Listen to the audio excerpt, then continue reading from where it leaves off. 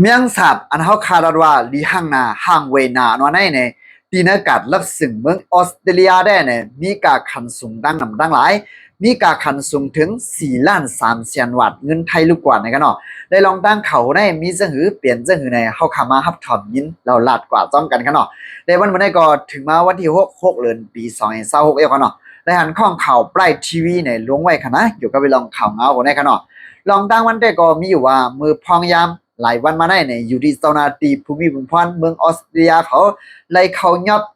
ตียอบเดี๋ยวก็ไปลองกนั้นลักก้าลักขายและจับซื้อสายพันธุ์เมียงสาบตา100,000โตนะครับเนาะเมียงสาบวันนั้นได้ก็เตมีตา2สายพันธุ์และ2ชื่อพันธุ์เนี่ยนะและหมายถึงได้ก็จื่อเมียงสาบมันเดว่าเมียงสาบดุเบียนะครับเนาะและเมียงสาบหมาย2จื่อมันเดว่าเมียงสาบ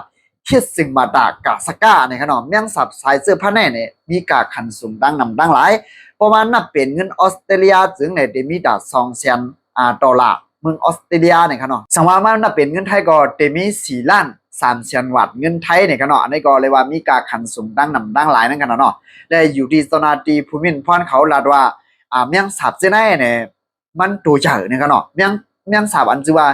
หมาย2ในคณะอันจือว่าฮิตสิ่งมาดากาสก้าว่าแน่เนี่ยมันตัวใหญ่ได้ว่าตัวใหญ่เสี่ยมก้าเนี่ยมันมีเสียงมันมอฮาเนี่ยเหมือนเจ้าหนังงูเขานั่นเองกันเนาะยังสาบันได้กันนะและอันนี้เป็นเขาซ้ำเอากว่าเฮ็ดสังลายเฮ็ดสังห้ำกวนดังนำดังลายอ่อนกันซื้อลาวบ่ได้จริงในอันเป็นเมียงสาบในกันเนาะเขาดีกว่าเลี้ยงนกว่าเลี้ยงสัตว์อันเขาเลี้ยงจังได๋ขนาดเนาะและอันเป็นอยู่ก็ไปลองในสิ่งแวดล้อมในสังจะไปชายเลยสังในซ้ำอ่อนกันตัวอกตัวใจสังว่าเมียงสาบจังได๋นะสังว่าเจอพันมันดอดออกมาบ่ได้จึงไหนตั้งเป็นอันเหมอก็จังเป็นมาเสียมกาบ่ย่อฉายเจอพันอันยำมีมาอันยำเปลี่ยนมาก็จังมีมาเที่ยงในครับเนาะเจอพันยังสาบจ้าในครับเนาะเลยว่ามีกาขันสูงได้ว่าตาในการรับสิ่งนั้นขนาดนั้นเคยก็ว่าในกัดตั้งนอกได้ก็ว่างขายอะไรครับเนาะอยู่ที่สนาดีภู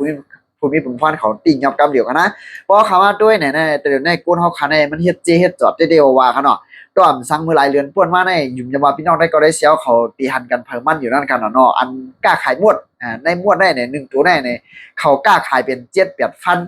7-8เฮียงเงินไทยดูก่อนครับเนาะอันนี้ก็กวนเขามันเฮ็ดเจมัน